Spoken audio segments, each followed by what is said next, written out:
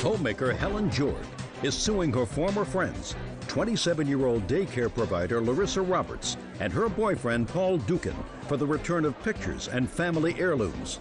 Larissa and Paul are countersuing for storage fees and pain and suffering.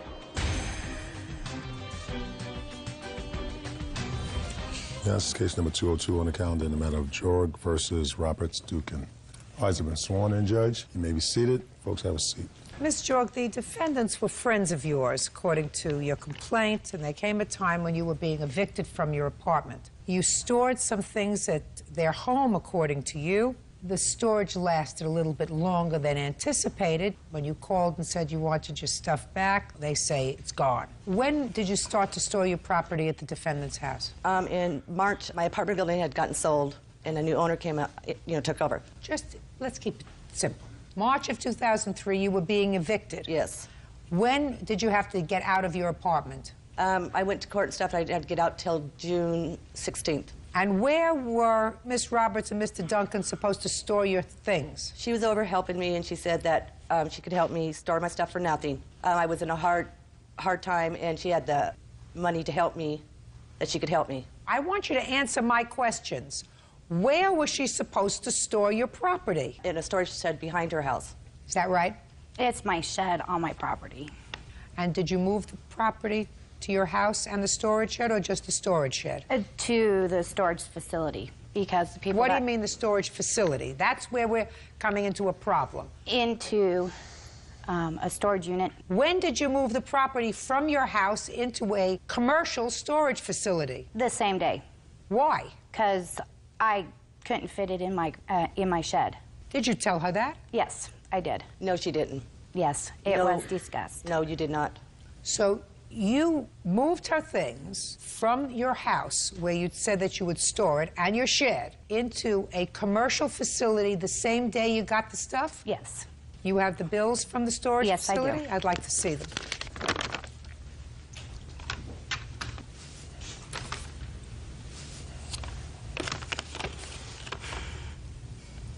Well, this says that on the 16th of June, she started a storage facility, and that September of 2003, some 3 months later, was the last month that the property was there. Is that right? Yes. When did you find out that Your Honor, I went by her house on June 21st on a Saturday, and I went to go see if I could use the telephone, and I pulled up in her driveway, and her little daughter was in the window. I went and knocked on the door, nobody came, and up in her driveway behind the fence sat all of my stuff out in the rain. You saw that? Yes, I did. So what did you do when you saw that? I went to the door and I knocked. Nobody answered. She called and left a message on my phone. My message told me not to come to her house without calling before I came up.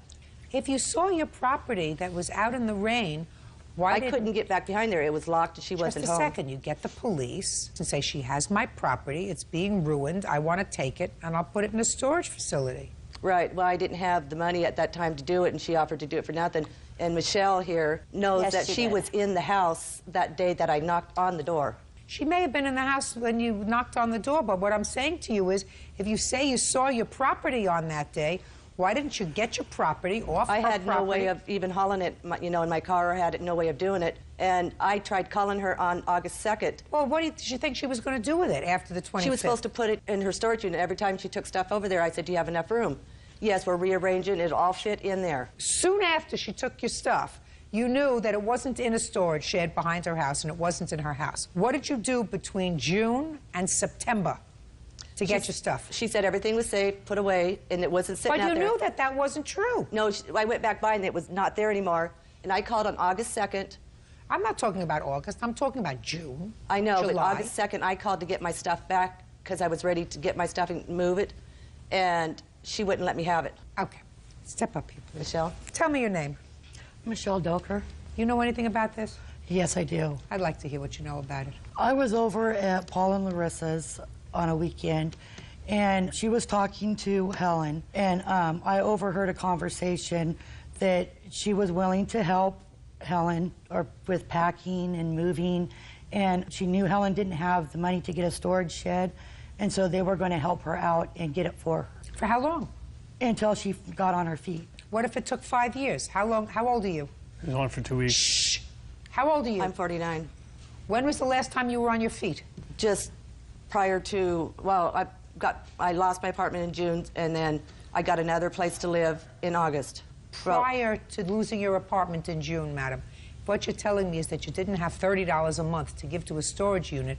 It suggests to me that you hadn't been on your feet in a long time. Do you understand what I'm saying? I understand what you're saying. Okay, so but she knew what my income was, what I was getting, and she said that she had the money, and she told me she would do it for nothing.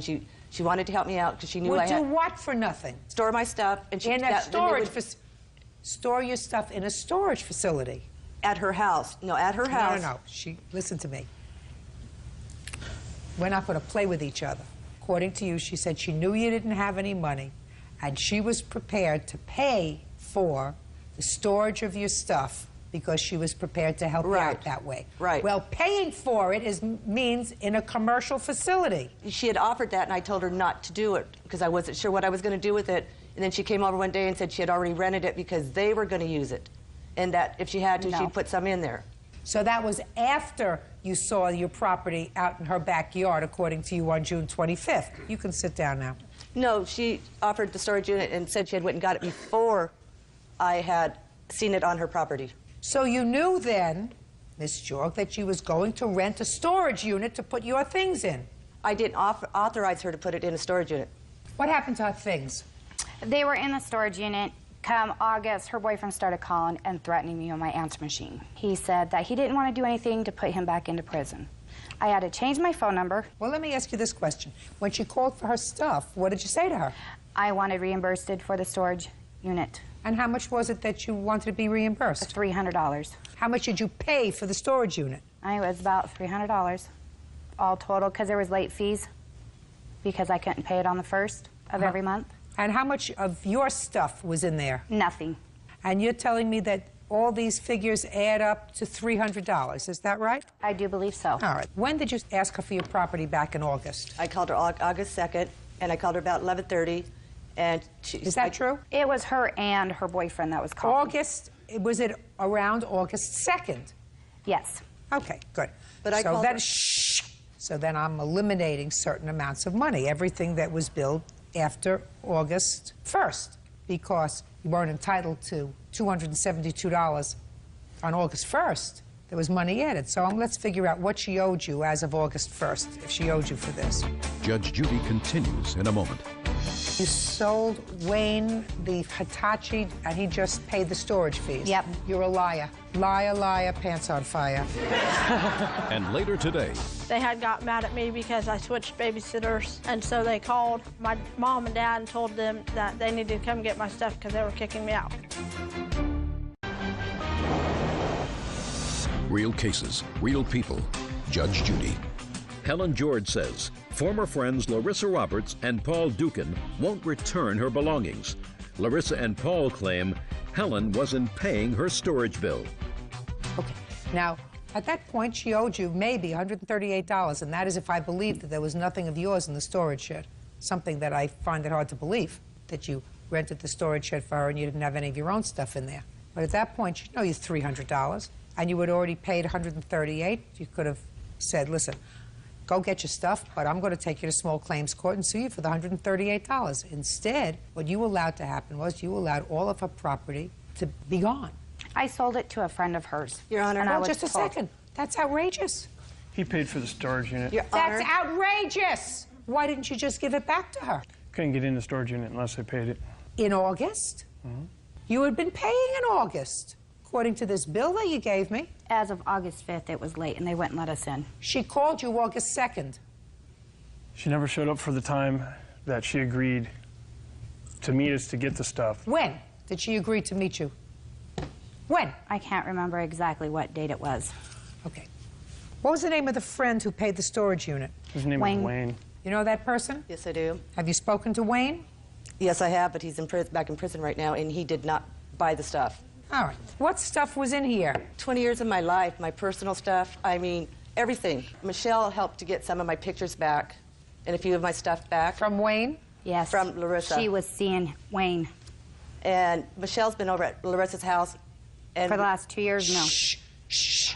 Don't speak. And Michelle told me that she's got stuff of some of my stuff in her house right now. Like what?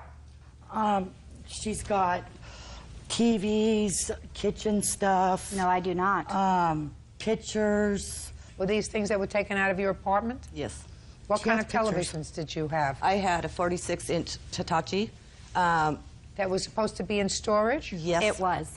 It was. It was? And are you telling me that you sold Wayne the 47-inch Hitachi and he just paid the storage fees? Yep. No. Don't believe you, my dear. No.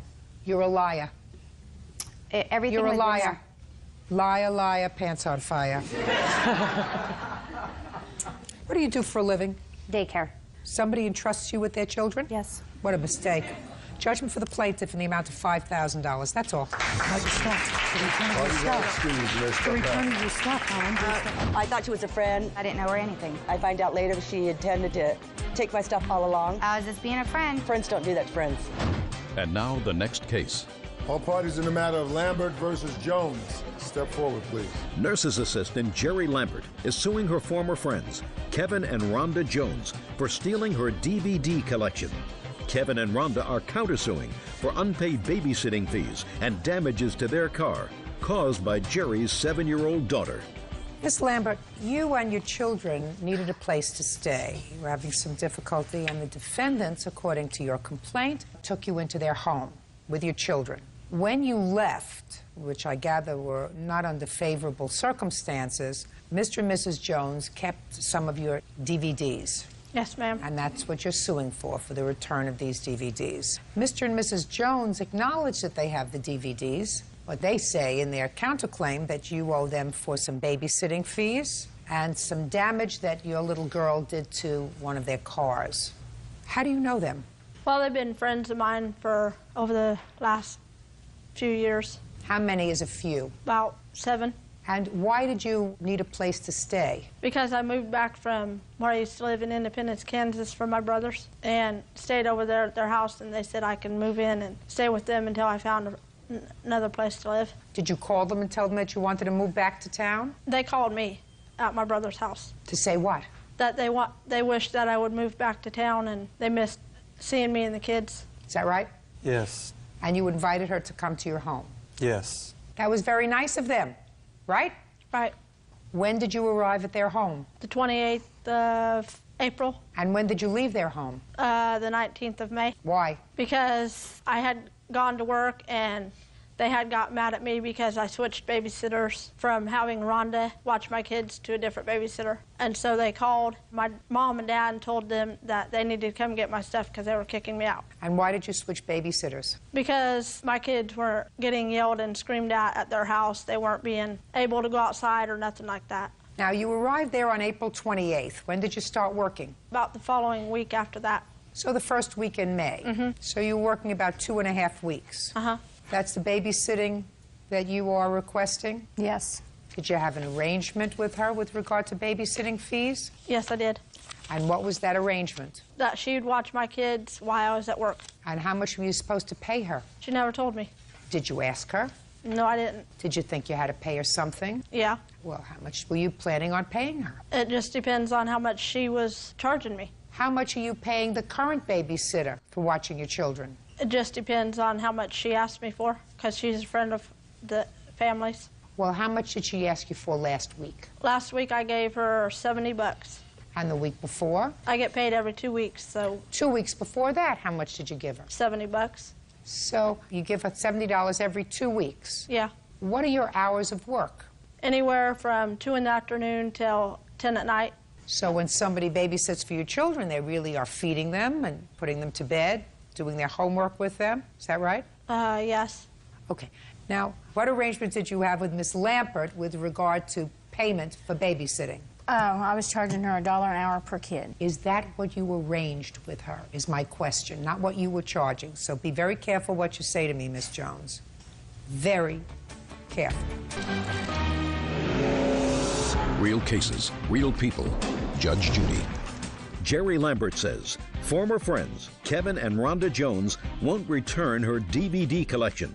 Kevin and Rhonda claim Jerry's 7-year-old daughter vandalized their van. Did you have an agreement with her to be paid $1 an hour per child? Yes. When did you make that agreement with her? When she got a job and started work. And when was that? It was around, I started watching, it was in May, around the 4th or 5th. You watched the children for 2 weeks. Right. And how much do you say she owes you for the 2 weeks? It was $134. $134. Right. Okay, that's most reasonable. Did she give you any other money while she lived there? She just gave us money for the utility bills. She did. How much Yes. money did she give you? The $150 for that month. And what about food? Did she purchase her own food? She was there for 2 weeks before she bought any food. Okay. Is that right? Yes, ma'am. Okay. Now let's get to the damage. When do you allege that Miss Lambert's daughter, I assume this little girl over here, damaged your property? We were sitting inside her uncle and aunt's house, and my daughter was outside playing with them, and she come to make it to our attention that the child over here was... Well, you didn't see it. Right. Step up. Tell me your name. Ashley. Ashley, tell me about what happened. I was outside playing and I went around the garage and I come back because I was trying to find a basketball. And I come over to Nixie and I looked over and I seen Jesselyn scratching on the side of the van with a rock. And I went in and ran to my mom and dad and found her and told them. Did you tell her to stop? Yes. Did she stop? No. Me and Nixie tried to get her off of the van, but she wouldn't listen. She said it was a chalkboard. How old are you? No. How old are you? 7. 7. When did you tell the plaintiff about it? She was present at the time that she come in and made it aware to all of us at the same time. Remember that, Miss Lambert? Yes, I do. Did you talk to your little girl about it? Yes, I did. What did she say? That she wasn't going to throw rocks at the vehicle again. That she wouldn't do it again? Mm-hmm. So there really isn't a question that you're responsible for the damage to the truck, right? Well, my daughter says she didn't throw rocks at their truck. Can I see a picture of the truck, please? The only reason I ask you these questions is because you understand that if damage to your truck took place at a time when you were babysitting, that would have been your responsibility, even though it was her child, because you were supposed to be supervising her little girl. But if this didn't happen on your watch, but it happened on her mother's watch, it's her mother's problem. Mother has to pay for it. Oh, some nasty scratches. You have an estimate how much it's going to cost to polish right those here or we buff have them an out? estimate.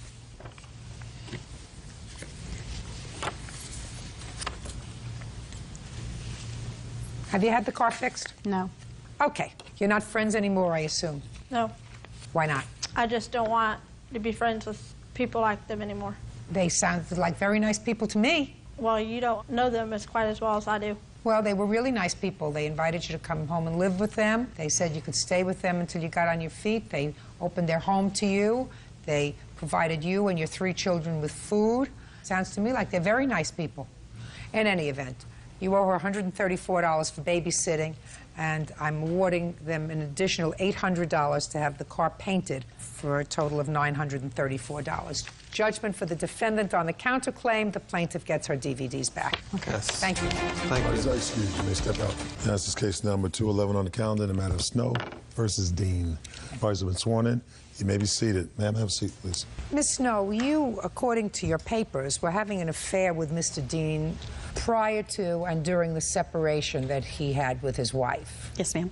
According to your complaint, Mr. Dean, in order to ensure that his wife wouldn't get her hands on some of his property, had you take out a storage unit in your name. Yes, ma'am. Where he put his property. And you want him to pay all the storage fees that you paid on that unit. Yes, ma'am. Now, Mr. Dean says the storage unit was supposed to be in both your names, that he told you within a couple of months that he was reconciling with his wife, that he wanted his stuff back, that you refused to let him take his stuff back, and you allowed the fees to build up on this storage unit. He acknowledges he owes you about $100, and he is counterclaiming for all of his stuff. When did you separate from your wife, Mr. Dean? Give me the month February. and the year. Shh. Let me finish the question. Month and year. February 2004. Beginning, middle, or end of February? Beginning. And when did you move your stuff out of the house? Before the 15th of February. And is that when you asked Miss Snow to make arrangements for a storage unit? Yes, ma'am. Now, when did you reconcile with your wife? In March. Beginning, middle, or end? In the middle. We're still working on that, Your Honor. We have not gotten back together. When in March did you tell Miss Snow that you wanted your property? Actually, she found out that I was talking to my wife, and that's when she went ballistic. Do you remember when that was? It was around the middle, towards the end. And how much was the storage unit? It was $141 a month, and it went to $145. Well, if you went ballistic and you stopped seeing him in March, why did you keep paying on the storage unit? I paid, the first payment was done the 7th of February. The second payment was done around the 11th of March. That's when I stopped payment, when I found out he was with his wife. Fine. So that's 2 payments of $141. Right, I have the receipt. That's $282. Why are you suing him for $1,000? Plus, there is another outstanding of $577 that's owed on the storage unit now. Why didn't, well, I understand that. Why didn't you allow him to get his stuff in March? Because I went to him to get his stuff. I went to his father to pay me the money that he owed me, plus I went to his sister, and they all promised to give me the money. When? Around the end of March, before the next payment was due. When did Mr. Dean call you and ask you for his property? He never did call me. Go ahead. I had talked to him prior. My father had offered to pay her the money. My sister had offered to pay her the money. My wife had offered to pay her the money. Yes, ma'am, I did. I offered. She didn't want it because she was being vengeful. She was angry because yes, she went ballistic. Yes, she found out you were talking to your wife. That was the whole case, yes. That sound right, Miss Snow? No, ma'am. Well, he certainly owes you $282. He doesn't owe you any more. Where's his property? It's in a storage unit. Your Honor, the storage unit is being auctioned. She has the only keys to the storage unit. I offered to ask her to sign it over to me. I take over the payments. When? I would say we met the beginning of March, and I told her that I would take over the payments. She signed everything over to me. She said I was welcome to pay on it, but she was not signing it over to me, give me any keys, that she was keeping everything in her name until she got things worked out with Charles. I went to both of them and said, when she came to me about the storage unit, she did not offer to pay me the money that was owed to me. She wanted me to give her the belongings without giving me the money that was owed to me. They could have had the keys. I don't want the stuff. It was appraised at $400 from the people in the storage unit. So why don't you give them the keys? They haven't given me my money. Where are the keys? Right here. Give it to them. Okay. Good. There are the keys. Ma'am, but the stuff is probably auctioned off by now. Well, I don't know whether it is or whether it isn't. Yes, ma'am. You owe her $282. Yes, ma'am. And I find that you owe her $282 and not the $1,000 that she's asking yes, for, ma'am. because I believe that after you and your wife started to talk again and you were reconciled, Miss Snow got angry. And she wasn't cooperative about you getting your stuff back. So if you let that stuff remain in storage, knowing full well that eventually they were going to auction it off, that's not right, Miss Snow. If, in fact, your stuff has been auctioned, according to... Listen to me. Listen to me. I don't know whether it has or whether it has not, and neither do you. So I'm going to allow you to withdraw without prejudice your counterclaim. If, in fact, your items were sold, you have a claim against her for maliciously withholding your property. Do you understand? Yes, ma'am. Good. Judgment for the plaintiff in the amount of $282, and I'm allowing you to withdraw your counterclaim if, in fact, your items were sold. You can sue her for the full value of the items that you have receipts for. Yes, sir. Thank you. That's all. Parties are excused. You may step out. I believe that she's upset because I broke the relationship off. I'm also married myself, and I wanted to make my marriage work. We're still not together because I still believe that they're still having contact, regardless of what either one of them say. I have not had any contact whatsoever. My opinion is it's not going to end. It's going to continue. And now the next case. All parties in the matter of Robinson versus Gorman. Step forward, please. Plaintiff Anna Robinson is suing her former friend, water well driller Paul Gorman, for the return of a 1989 Chevy Blazer. Anna says Paul took possession when she went to prison for operating a meth lab. Ms. Robinson, according to what I gather from your complaint, Mr. Gorman was a long-time friend of yours. Yes. And a trusted friend. And there was a period of time when you became incarcerated. You were incarcerated on more than one occasion. While you were incarcerated, you gave Mr. Gorman power of attorney to handle certain of your affairs, cash your checks, etc. During your second period of incarceration, it is your claim that Mr. Gorman appropriated a truck that belonged to you by misusing the power of attorney. You want the truck back or the value of the truck. Mr. Gorman says there is a very good reason why you can't have the truck back, and that's because he invested a substantial amount of money in the truck, including money to get it out of impound, where it was when you went to prison. That's your defense. Yes, ma'am. When was the first time you were incarcerated, Miss Robinson, when you gave Mr. Gorman the power of attorney? 98. For what? I was incarcerated for drugs. And how long were you incarcerated? 16 months, I believe.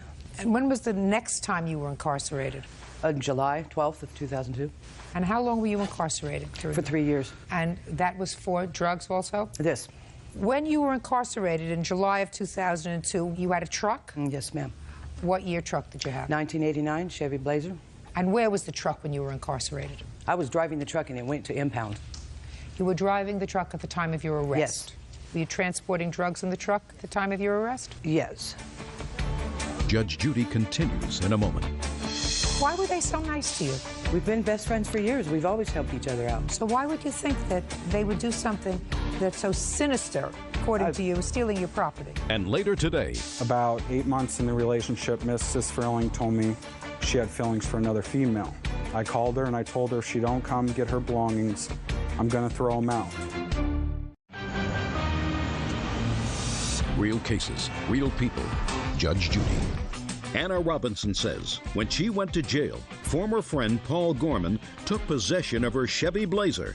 Anna says Paul refuses to return the vehicle. Did you ask him to get the truck out of impound? Yes. I said if he got the truck out of impound, they could drive it for the duration of my sentence. Is that the conversation that you had with her? No. You tell me your version of the conversation that you had with her. She basically asked if we can get it out and stuff, and we didn't have the money ourselves. And then time, lapsed on, and we finally got a notice. They gave us 1 week to impound, or they're going to sell it. And then she said, if you guys can get it out, because I'm going to be gone for probably permanently, you guys can have it. And she mentioned to the neighbor, and she goes, well, I'll lend you the money if you pay me back, and I hold the title. I said, sure. So I have a notarized statement from her saying this is what happened. Miss Robinson, what would have happened to the truck if Mr. Gorman didn't? Well, it would have been lost. So what difference does it make to you if he went and got the truck out? Because it was my truck. I mean, he got it out for me. That's not what he's saying. He's saying he called you and said they're going to sell the truck. I just got a notice. And he said what you said to him was, well, if you can get it out, it's yours. I wrote him and them and asked him about the truck and various other things. How are you doing? What's up with the truck? Well, do you have any letter from them indicating that they're taking care of the truck for you? Nothing. They never wrote me back till the day before I got out of prison. And then did they write you back? They wrote me back and said, here's your address and here's our cell phone number. What does that mean? Here's your address, here's your cell phone. Because I wasn't sure where I was going to parole to. They were supposed to have moved within that 2-year period. And they never did end up moving. Address. Just a second. Why were they so... Shh, Miss Robinson, why were they so nice to you? We've been best friends for years. We've always helped each other out. So why would you think that they would do something that's so sinister, according to you, stealing your property? That's why I was blown away. I couldn't believe they would do this to me. Well, I don't want you to stop getting blown away, because I have to make a decision as to whether or not I believe him when he says... He didn't Shh, I'm speaking. Sorry. Whether I believe him when he says that you said to him, listen, do what you have to do. The truck's gone anyway. I can't get the truck out. If you have to borrow money from somebody, borrow money from somebody. He even says that he was prepared to give you the truck if you wanted it. When you got out, all you had to do was pay him the money that it cost him to get the truck out of impound, plus what he put into the truck. Did you say that to her? Half, I'll sell for half of what I put into it. I'll cut that in half since I've used it. And what did she say to you? Basically, at first, she said yes. And then the next thing I know, a couple of days, she moved out, and I haven't spoken to her since. The day I moved out was the day he told me I couldn't have my truck back. The very next day, I went to the DMV so I could do this legally to get my truck back. And they had already told me that the previous year, they took the title out of my name. A year after I was arrested. I'm not talking about title back in your name. He said to you, give me the money that I... And I agreed to that from the day one. Did you give it to him? No, I didn't have the money at the time. I was just out of prison. I wasn't a week out of prison. Well, then you wanted your truck back without giving him any money. I never demanded the truck that day. I told them they could keep using the truck because I realized they had work to do. They had to use their truck. I suggest that you get a job, make some more money. The 1989 truck that he got out of impound is his. He paid for it. You would have lost it anyway. These were people that were very nice to you. No good deed goes unpunished. Do you understand? Oh, yes. The friendship is over? Yes, I guess. I tried. My only was trying not to lose it. Well, that's unfortunate. Anyway, your lawsuit's dismissed, Miss Robinson. That's all. Step out. Thank you. Parties are excused. You may step out. I bent over backwards, I think, every way I could, you know. That's all I had left when I got out, and they knew that. I even offered to just give back, knowing I probably never received the money. It's more upsetting that I've lost two good friends. And now the next case. All parties in the matter of Freeling versus Reed. Step forward, please. 19-year-old cashier Erin Freeling is suing her ex-boyfriend, 23-year-old landscaper Philip Reed, for disposing of all her belongings and for damaging their apartment. Philip is countersuing, claiming Erin stole his cat. Miss Freeling, you and Mr. Reed used to live together. That's true. As boyfriend and girlfriend. You lived Correct. in an apartment, is that right? That's correct. At some point you had an argument, you left, and you claimed that Mr. Reed disposed of some of your property. And in addition, he damaged the apartment so that you didn't get whatever security deposit back you were supposed to. Mr. Reed says that he didn't cause any more than normal wear and tear in the apartment, and he was forced to dispose of your property because you would abandon the property there, and he had to get the property out because the lease was over. Is that right, sir? Yes, correct. Okay. When did you move in together, Miss Freeling? We had moved in together September of '03. When did you leave? July of '04. Why did you leave? He got too controlling, started being violent, so I decided to leave. And I had returned a week later to get some personal belongings and my cat. When I returned to get my cat, he had started pushing me back into the apartment. And at that point, I had my mom call 911, and we had the police come over, and they had to take him aside so I could get my personal belongings out of the apartment and my cat. I couldn't get that much stuff that day. Why not? Because I had a small car, and I was afraid to return to the apartment because he got very violent when I did go, and I didn't feel that I should have to call the cops every time I want to come over to my apartment. Erin Freeling says when she broke up with Philip Reed, he threw all her belongings in a dumpster. She also says he purposely damaged their shared apartment. Go ahead. When I come back in September of '04, he had left my clothes on the middle of the floor, wet with urine. But I have videotape of all the damages or the stuff that he thrown in the dumpsters. Approximately, we lived together for a year and a half. We had a loving, caring relationship. About 8 months in the relationship, Mrs. Freeling told me she had feelings for another female, and she left the premises. I didn't hear from her. I called her and I told her if she don't come get her belongings, I'm going to throw them out. She took my cat that my grandmother got for me last Christmas. Don't interrupt him. Who took care of it? I did, because she wasn't there most of the time. Step up. What's your last name? Reed, Audrey. Miss Reed, you bought the cat last Christmas? Yes, I gave it to him as a present. Miss Freeling, where'd you get the cat from? I got the cat for Christmas from Philip, and I took care of the cat. I have vet bills. Can I see the vet book, please? This is even his health checkup. Here's his rabies tag. The cat stuff is mailed to my mom's house because she paid for it. Who took the cat to the vet, Mr. Reed? Mom did. Erin's mother did. No, Erin and her mother. Along with me. Erin and her mother. Correct. Right, from the very beginning. Yeah. Thank you. You may sit down, Miss Reed. Now, what stuff do you claim he disposed of that belongs to you? When I had returned to the apartment, found everything gone. This is a list of just the main stuff that I found that was gone. Why didn't you come before? I don't buy the story that you didn't go before because you were afraid of him because he was violent. You could have gone with the police again. You went with them once. You could have gone with them again and gotten your stuff. Why didn't you go back? Because I didn't have a vehicle that I could move the dresser. That's baloney. Because I didn't feel that I should have to get the law involved to get belongings back. Well, then that's tough. I'm not dealing with something like a sugar dispenser, $3. Salt and pepper shakers, $5. Small cat bowls, $3. The only thing I have to make a decision today about really is the cat and whose cat it is. And Mr. Reed, get over the cat. She took the cat with her. She left a lot of other property behind, but she made sure she took the cat. Where's the cat now? He's at my house. All right. And the rest of the stuff that was disposed of, you deal with it. Now, you say that he damaged some property. We had gotten into an argument. I locked myself in the bathroom. He damaged the door. When I went back to the apartment, I found tomatoes on the wall. Do you have a bill from the landlord charging you for cleanup? Yes, I do. I'd like to see it. Who paid the security deposit? I paid the security deposit. That was billed to both of us. Now I'll see the video.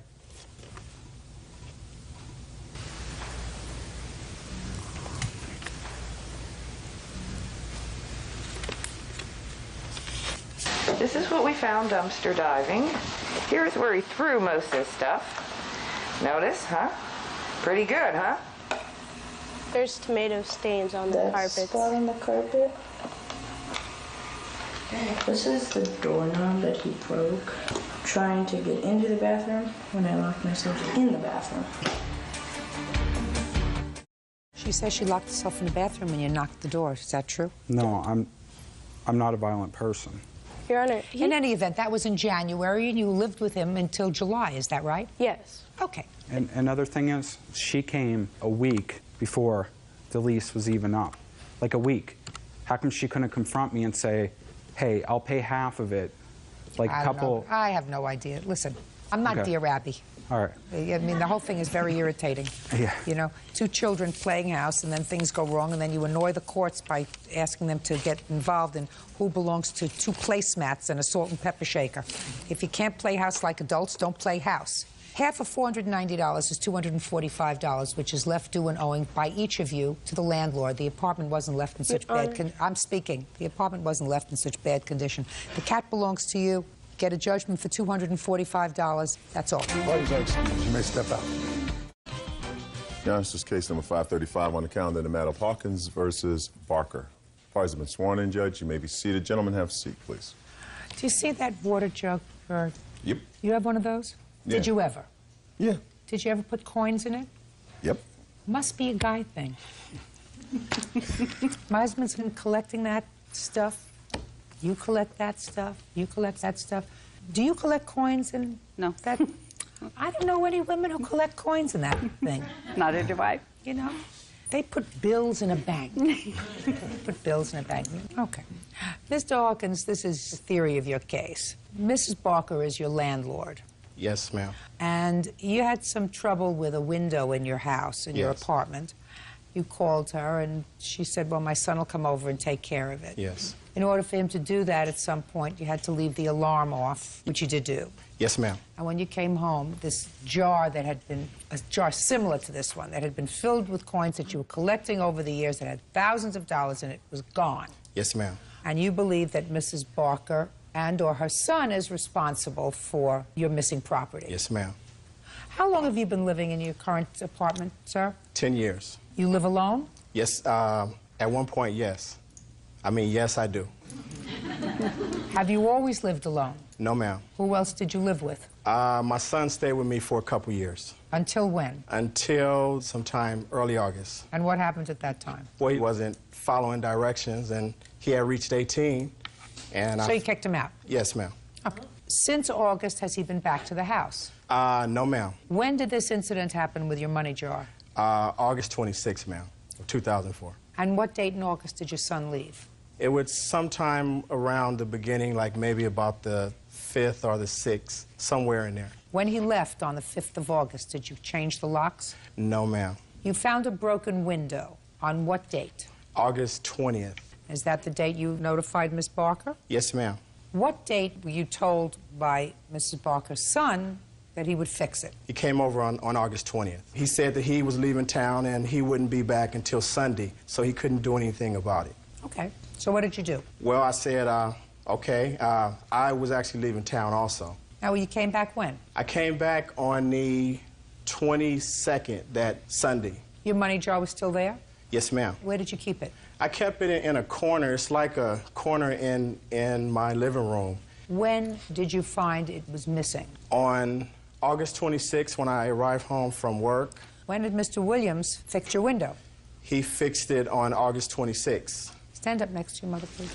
Is that correct, Mr. Williams? Yes, that is correct. When you got to his house on August 26th, you had told him to leave the alarm off because you had to get in to fix the window. That's correct, yes. And you went in on the 26th. Approximately what time? I'd say late morning, between, I'd say 10 and 12. My recollection is a little blurry at the moment. Tell me what happened when you went in to the apartment. The night before, I had went by the unit, because I live in the same complex, 3 doors down, at which time I took duct tape, and I duct taped it from the outside only, because I didn't have clearance to get into the unit. So I pulled the screen off and I put duct tape on it and secured it until the next morning because I didn't want to pull it out then and leave it overnight, and that would be very unsafe. So the next morning when I came back, late morning, on the 26th, I observed the tape off the window and the bottom portion of the glass was laying on the deck in front of the window with the tape gone and the screen back on the window. And so when I approached the door to open it, I was puzzled initially, and so I opened the door. And I recollect that the deadbolt was not locked, just the bottom lock, and I, entered the unit, and I was in there for 8 to 10 minutes, took the window out, took it to the glass shop. They told me it'd be about, 2 to 3 hours it would take, and come back later. And before I left, I secured the window back up by drawing the blinds, putting the screen back on, and exiting the unit and leaving it the way as if when I entered it, with just the bottom lock locked. Okay. You don't know anything about his money jar? Never saw. Like I said, I was in there for 8 minutes. As long as it took me to walk in the door, assess it, pull the window out, put the screen back in, lock the place up, and take it to the shop. Do you have any criminal record, Mr. Williams? No, I don't. That was a tenuous no, I don't. Well, I do, actually. But I believe that's irrelevant. I had assumed that you didn't. Right.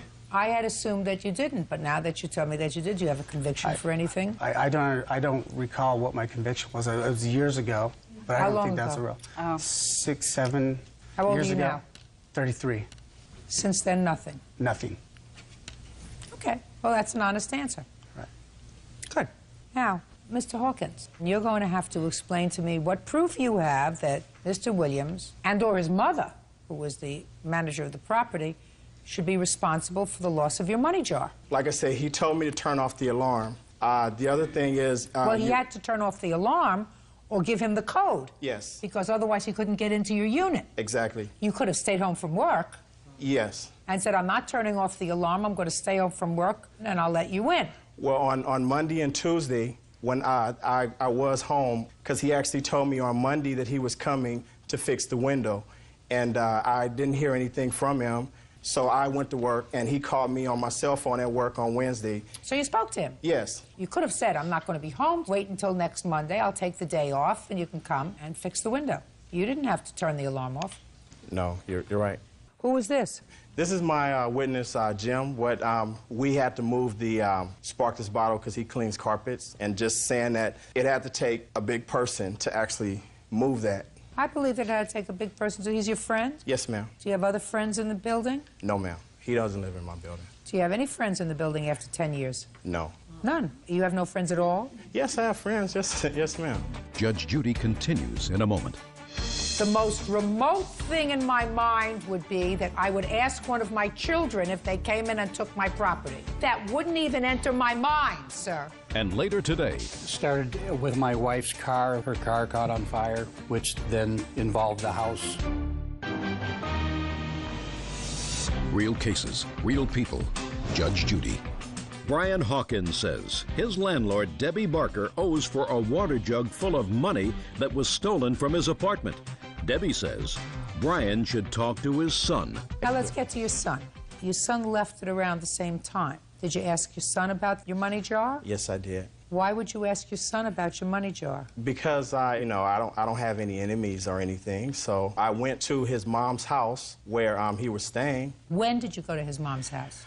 I went on Saturday. Well, I called him on Friday, on the day that it happened. And he said? He said no, and he wouldn't do anything like that. But you thought he might? I just felt that, there was tension between me and my son when he left, but... And you knew that he knew it was there? Yes. And it's possible that it was your son? It's possible. It's possible it was Mr. Williams? Yeah, it's possible.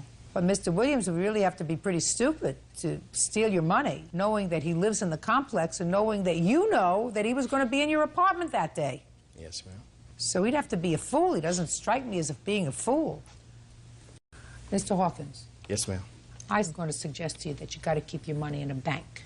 And if you have $3,000 worth of coins, keeping them in your apartment is not a very smart thing to do.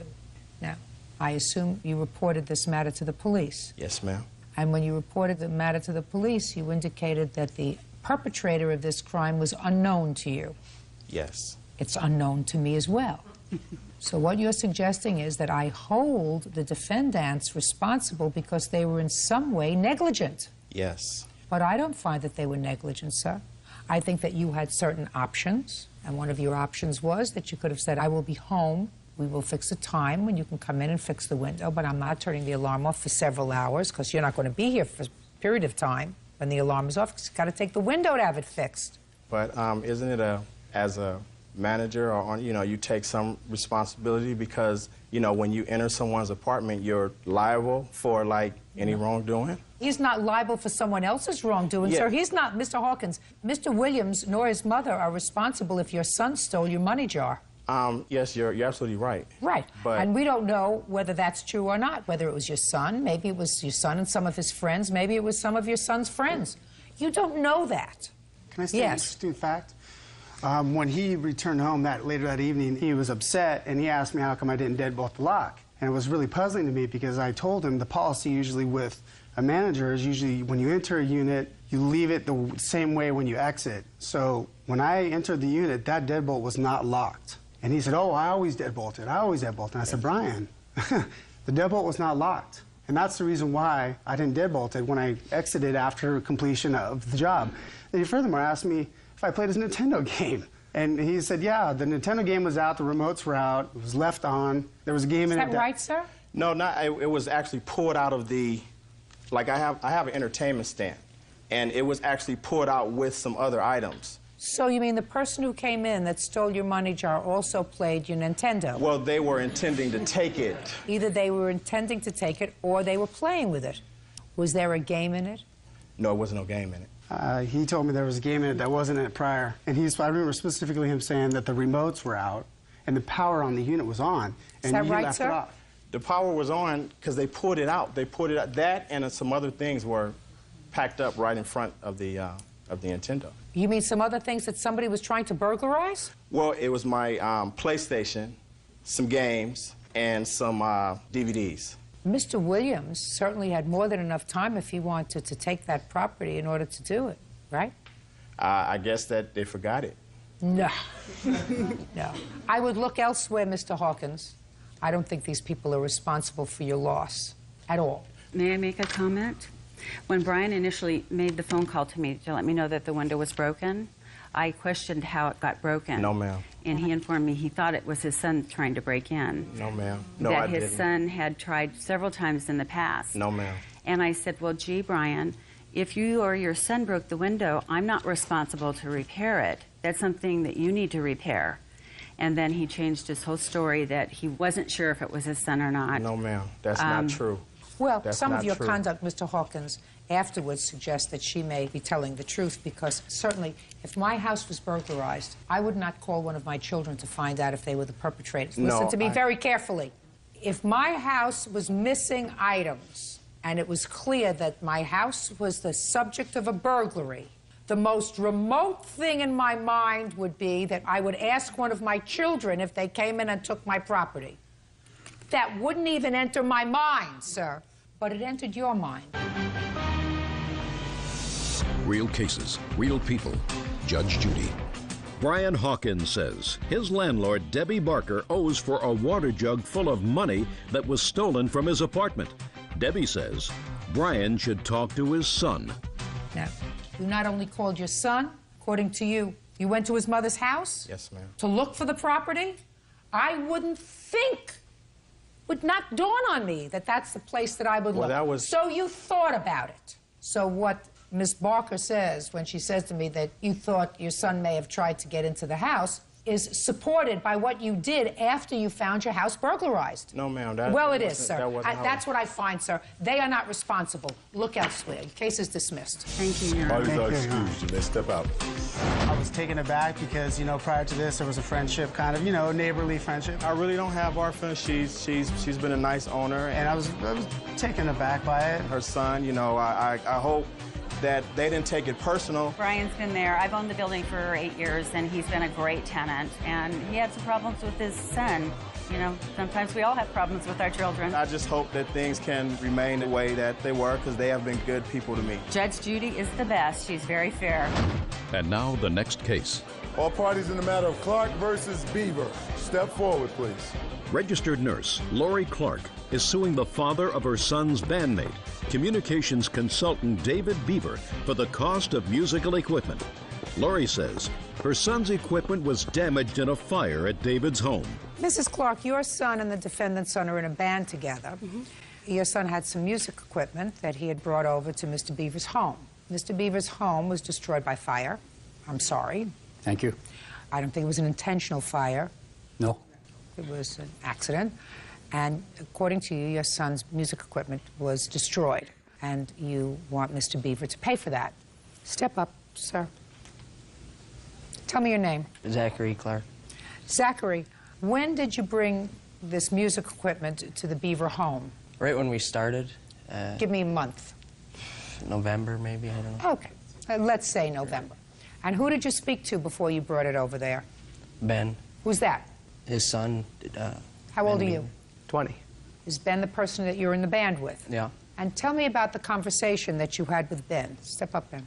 Tell me about the conversation. He answered a thing I put up at a Guitar Center for looking for a drummer. And we just talked, and I brought my stuff over. We were just interested in playing music together. Where was your music equipment stored? In Ben's room, which is like the basement, the whole lower level. When for the first time did you meet Mr. Beaver? The first day I went over there, I think, yeah. Did you ever have a conversation with him about your music equipment? Before the fire? Before it? Before it? No. What makes you think, Miss Clark, that an accidental fire renders Mr. Beaver liable for this music equipment? I claimed it on my insurance company, and they denied the request to cover the equipment. So? What makes you think that he's responsible? Because that's where the equipment was at the time of the fire, was in the basement of his home. So? The equipment is damaged. There's smoke damage, extensive smoke damage. So? And I was under the impression that he could claim the damage on his insurance company. Well, maybe he could, but what makes you think that if he didn't, that he would be liable for the damaged equipment? It was not stored there with his permission. He certainly did not assume any liability to act in any more than a reasonable and prudent manner with regard to it, not to do anything to actively damage it or to prevent it from being damaged from some other force, not leaving it under an open window to let it be hit by the elements. Just reasonable precaution. But this is a fire. This is an accident. Why would he be liable for this equipment? I guess I thought because the equipment was on his property that both of us would claim the equipment to our insurance. Well, let's say your car is parked in a parking lot, outside parking lot, and from overhead, a plane emanates some stuff, piece of metal, falls down. You don't know where the plane is, you don't know who the owner of the plane is, what company it is, but the thing comes down and destroys your car. Who's responsible? The owner of the parking lot? Possibly myself, or... Not the owner of the parking lot, just because the car happens to be sitting in a parking lot. Mr. Beaver is responsible for certain things. If he knew that the equipment was there, if he knew that the equipment was there under these circumstances, then he's responsible to exercise ordinary, prudent care to see that nothing happens to it. How did this fire start, Mr. Beaver? It started with my wife's car. We have a tuck-under garage. Her car caught on fire, which then involved the house from there. So about a third of the house was damaged by the fire, and the rest was all smoke damage. Did you question your insurance company with regard to this young man's equipment? Yes, Your Honor, I did. And? The fact that we did not own the equipment, we technically could not claim it on our coverage, and we did not. So he could not claim it on his insurance, so you want him to pay for the damaged equipment out of his own pocket. I don't think he's liable. It's unfortunate, but I don't think he's liable. Is the equipment usable? It still is, it works, but they told us not to use it from the Savage Audio. Mr. Beaver brought it in and had it checked out, and it says that smoke damage exceeds the value. Well, are you working after school? Do I work? No. Maybe you better get a job so you can buy some new equipment, right? Yep. Good idea. Case dismissed. All right, brother Speed, you may step out. Yeah, this is case number 489 on the calendar in the matter of Goodwin versus Kyle. Parties have been sworn in, Judge. You may be seated. Miss Goodwin, Miss Kyle was the resident manager in the apartment complex where you used to live. Correct. And you're suing her for thousands of dollars because you say she ignored a medical condition that you had, placing your life at risk, both yours and your daughter's. Correct. And you want your pain and suffering that she caused you, some medical bills. In addition, you want a security deposit of $1,000 that she hadn't returned to you. Correct. And Miss Kyle says she owes you absolutely nothing. As a matter of fact, you lived there the last month without paying rent, and that's what your security deposit went for. Is that correct? That's correct. Okay. Now let's get to the medical condition first, because I find that quite interesting. I gather there is a gate. Correct. In your former complex where you lived, and that when you moved in, you were told that in order to get in and out of the gate, you needed a clicker, like a remote. And it was $25. Yeah, but at the time, I did not own a... Don't get ahead of me, please. Okay. I'll let you fill in the blanks. Okay. I'm sort of setting this out so that Bert doesn't get bored. Okay. So you opted not to get a clicker because you didn't have a car. No, I had a remote control, but it wasn't one that I purchased from her. At the time, I did not own a car, so there was no reason for me to have a remote control to the gate. But the only reason why I got it... Listen to me. You didn't buy a remote control from her for $25? Correct. When did you move in? I moved in April. April of what 2004. All right. And you lived there with your daughter? My daughter and my son. Then, in October of 2004, your daughter had a seizure. Correct. And paramedics came, and fire department, and everybody else, and they can get in to the complex, but because you didn't have a clicker, they couldn't get out. At least the ambulance couldn't get out. Mm-hmm. Is that right? Correct. So you were angry because your daughter was stuck in the ambulance or whatever, and you went to her the next day, I assume, and said what? And said what? I was very upset. I approached Miss Linda Kyle and informed her that around 4 o'clock that morning, the paramedics came and picked up my daughter because she had a seizure. And the fire truck came and opened up the gate. After the fire truck left, then the paramedics were there. When the paramedics got ready to leave out of the gate, there was no way for them to, when they went around the apartments, is only one. Miss Goodwin, we're not creating a novel here. This is a novella, small. The ambulance couldn't get out. No, they couldn't. So you went and complained the next day? Yes, I did. And what did Miss Kyle say to you? She did nothing. Your daughter suffers from seizures? That was the first seizure that I've ever had my daughter have. Well, after you had that first experience, you know what I would have done? No.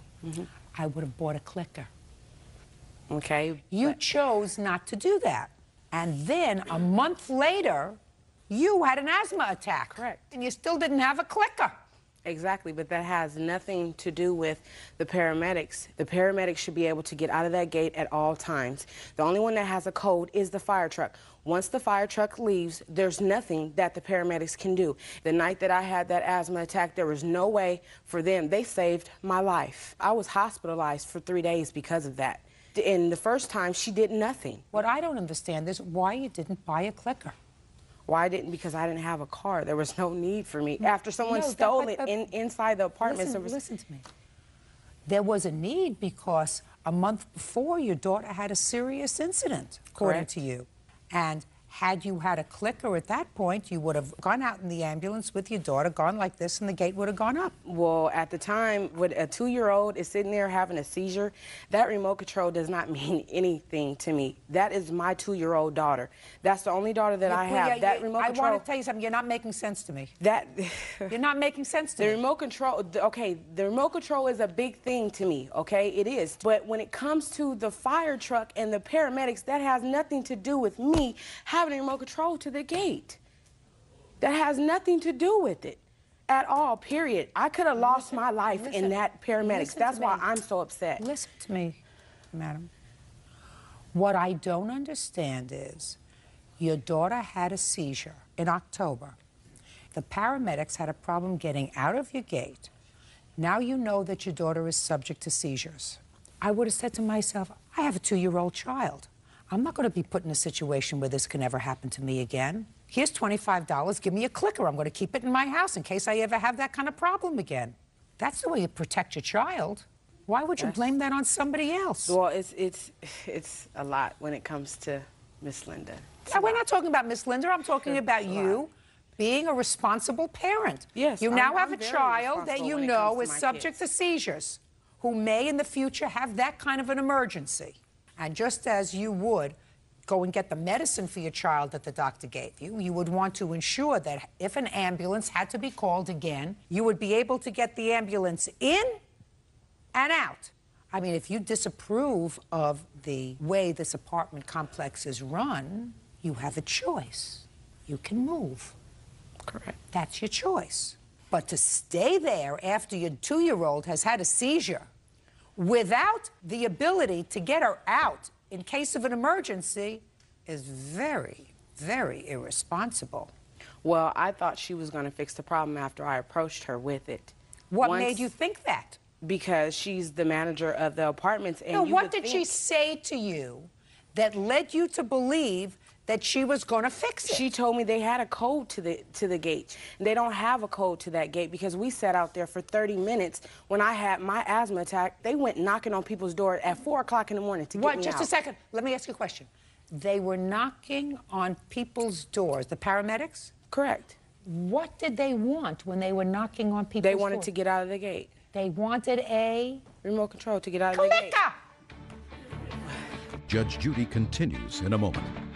Are you living someplace now that you like? Yes, me and my kids are very happy. Does it have a gate? Yes, it does. And as a matter of fact, the people can get in and out of the gate. Perfect. Then you're in a place where you're happy. And later today, the numbers came up. I won. I was amazed. I seen it on the ground, and I picked it up, and I did cash it. Once you found out that it was his lottery ticket, you shouldn't have kept the money.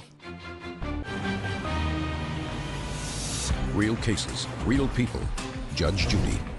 Monique Goodwin says she nearly died from an asthma attack because paramedics couldn't open the security gate to her apartment. Manager Linda Kyle says Monique never purchased a remote control. Now, after your incident in November, at some point you were served with an eviction notice. Do you want to tell me why you served her with an eviction notice? The eviction notice that Ms. Goodwin was served with had nothing to do with the gate. It was due to a nuisance matter where her and her sister was fighting all outside. You have a complaint? Yes, I do. May I see it, please? Who witnessed this? Actually, it was 3 or 4 apartments in the complex that called and reported that there was a big scene. Did you have surround sound in your apartment? No, I do not own surround sound. Your Honor, she told me she owned surround sound. When did she tell you that? When I asked her to turn her music down. What did she say? She said that she didn't feel that she should have to get rid of her surround sound, that she had a right as long as she paid her rent and her apartment to play her music whenever she felt like it. Which is a lie. Okay, so you were served with this 3-day notice to quit on December the 1st. No, I wasn't. When were you served? I was given this notice to quit on December the 3rd. I tried to give her my rent on the 1st of December. She looked at me with a big smile on her face while me and my mom was in her office and told me that she was not going to accept my rent. Okay. So she said, I'm not going to accept your rent on December 1st. You were given a notice to vacate the apartment. When did you, in fact, leave the apartment? We went to court on January the 5th. I didn't leave until January the 22nd. What was your rent? My rent was $625. Did you pay rent for December? I tried. I have. Don't tell me you tried. No, I... Did you pay rent for December? Did you live there in December? Yes, I did. Did you pay rent in January? No, I did not, because she Did you live there in January? Yes, I did. I tried to give her my rent. She did not want it. No, she wanted you out. The only issue is whether, when you moved out, you owed any money. You lived there for 2 months. You didn't pay rent for 2 months. I'm not here to determine whether or not the underlying case of the eviction was right or wrong. That's been resolved by the housing court. I'm here because you want your security deposit back, and what I'm saying to you is you expected to live there for December and January and not have, I'm speaking, and not pay rent? I'm gonna get mad. Are you living someplace now that you like? Yes, me and my kids are very happy. Good, that's what I think should happen. I think that you and your children should find a place to live where you're very happy. Does it have a gate? Yes, it does. And as a matter of fact, the people can get in and out of the gate. Perfect. Then you're in a place where you're happy. But the problem... Listen to me. You're in a place where you're happy. All right. Now, you were given an opportunity to get a remote control for the gate. You chose not to get one. Even after your daughter had a seizure, you chose not to get one. What does that have to do with the paramedics?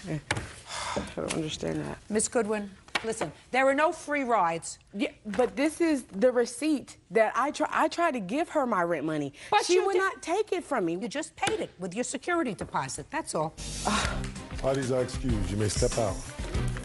Me and my daughter could have lost our lives while we were in that paramedics. Well, I think Judge Judy got a chance to see through Miss Monique. This lady is a very good liar, and she lies all the time. She's young. This is her first apartment. She's just and I hate her, and I'm going to keep hating her. She's a little hard-headed. You can't make her understand. She's just like, ugh. Pray for patience.